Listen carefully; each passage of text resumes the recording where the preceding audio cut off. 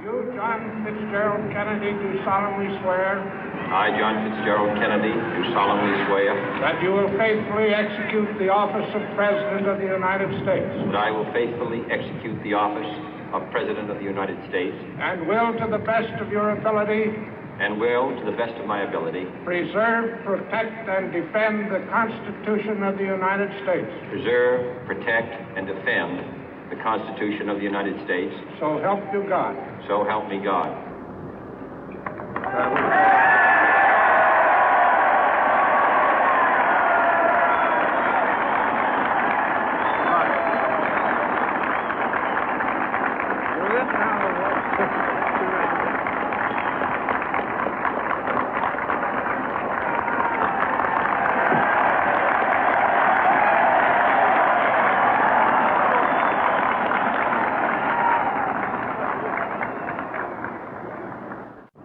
Vice President Johnson, Mr. Speaker, Mr. Chief Justice, President Eisenhower, Vice President Nixon, President Truman, Reverend clergy, fellow citizens.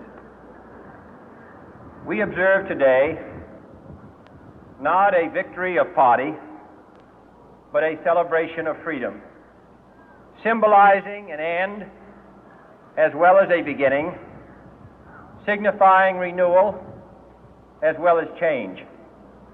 For I have sworn before you and Almighty God the same solemn oath our forebears prescribed nearly a century and 3/4 ago. The world is very different now, for man holds in his mortal hands the power to abolish all forms of human poverty and all forms of human life. And yet the same revolutionary beliefs for which our forebears fought are still at issue around the globe.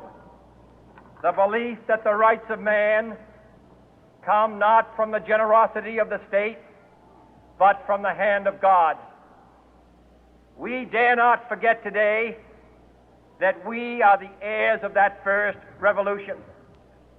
Let the word go forth from this time and place to friend and foe alike that the torch has been passed to a new generation of Americans born in this century, tempered by war, disciplined by a hard and bitter peace, proud of our ancient heritage, and unwilling to witness or permit the slow undoing of those human rights to which this nation has always been committed and to which we are committed today at home and around the world.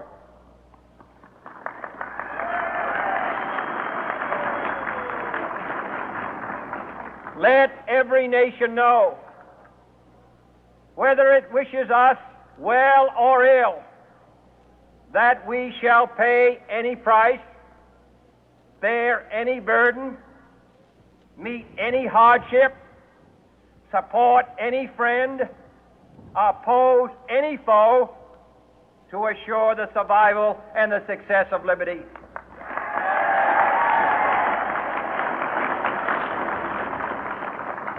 This much we pledge and more. To those old allies whose cultural and spiritual origins we share, we pledge the loyalty of faithful friends. United, there is little we cannot do in a host of cooperative ventures. Divided, there is little we can do, for we dare not meet a powerful challenge at odds and split asunder. To those new states whom we welcome to the ranks of the free, we pledge our word that one form of colonial control shall not have passed away, merely to be replaced by a far more iron tyranny. We shall not always expect to find them supporting our view, but we shall always hope to find them strongly supporting their own freedom, and to remember that in the past, those who foolishly sought power by riding the back of the tiger ended up inside.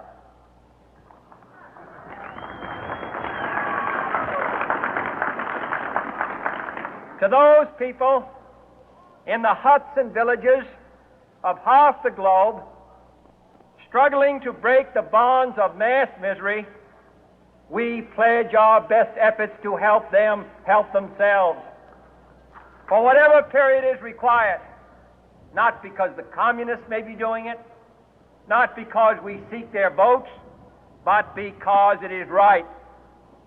If a free society cannot help the many who are poor, it cannot save the few who are rich.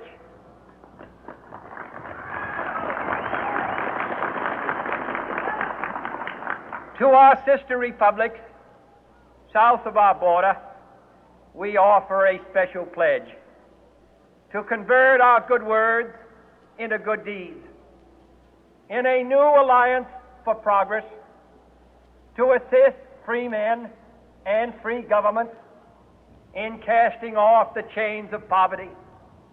But this peaceful revolution of hope cannot become the prey of hostile powers.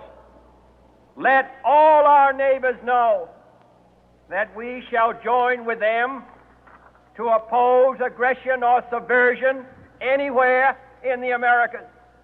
And let every other power know that this hemisphere intends to remain the master of its own house.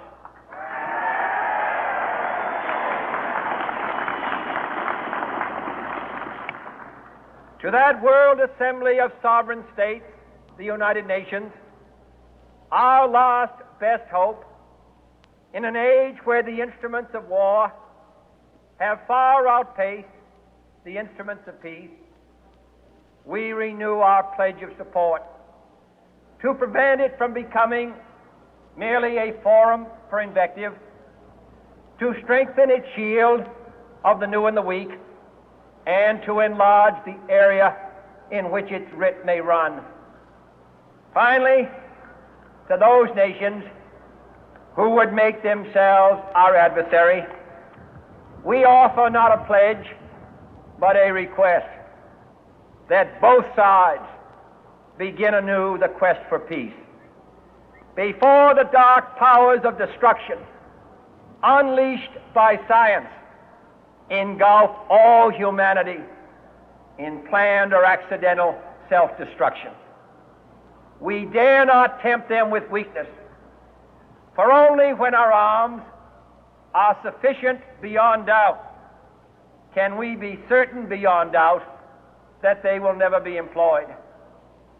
But neither can two great and powerful groups of nations take comfort from our present course, both sides overburdened by the cost of modern weapons, both rightly alarmed by the steady spread of the deadly atom, yet both racing to alter that uncertain balance of terror that stays the hand of mankind's final war.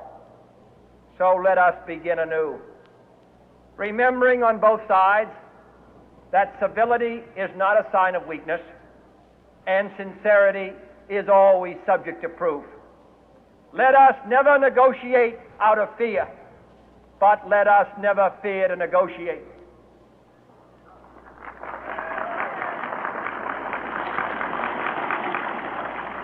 Let both sides explore what problems unite us, instead of belaboring those problems which divide us.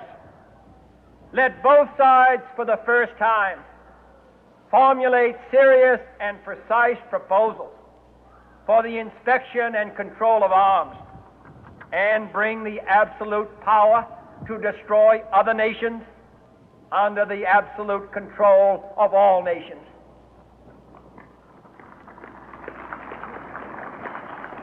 Let both sides seek to invoke the wonders of science instead of its terrors.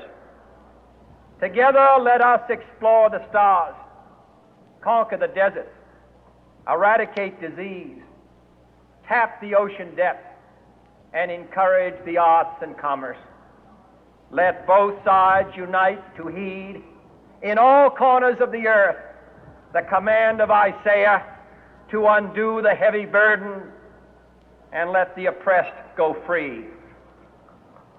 And if a beachhead of cooperation may push back the jungle of suspicion, let both sides join in creating a new endeavor, not a new balance of power, but a new world of law, where the strong are just and the weak secure and the peace preserved.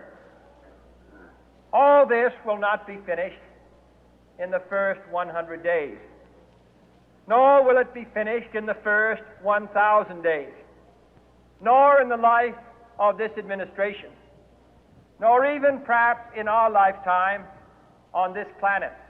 But let us begin.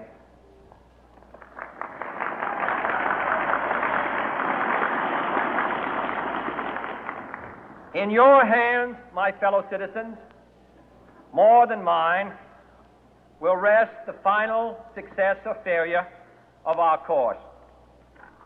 Since this country was founded, each generation of Americans has been summoned to give testimony to its national loyalty. The graves of young Americans who answered the call to service surround the globe. Now the trumpet summons us again, not as a call to bear arms, though arms we need, not as a call to battle, though in battle we are, but a call to bear the burden of a long twilight struggle, year in and year out, rejoicing in hope, patient in tribulation, a struggle against the common enemies of man, tyranny, poverty, disease, and war itself. Can we forge against these enemies a grand and global alliance, north and south, east and west, that can assure a more fruitful life for all mankind? Will you join in that historic effort?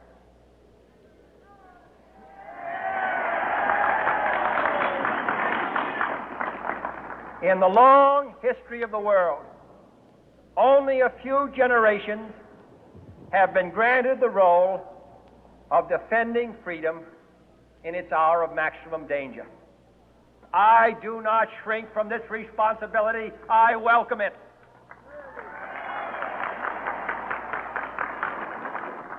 I do not believe that any of us would exchange places with any other people or any other generation.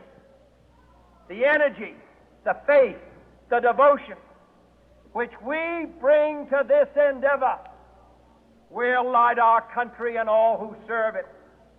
And the glow from that fire can truly light the world. And so, my fellow Americans, ask not what your country can do for you. Ask what you can do for your country.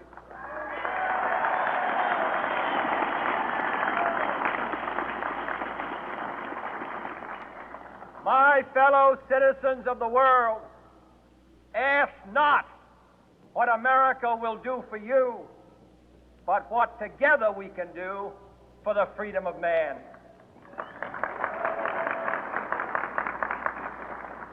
Finally, whether you are citizens of America or citizens of the world, ask of us here the same high standards of strength and sacrifice which we ask of you.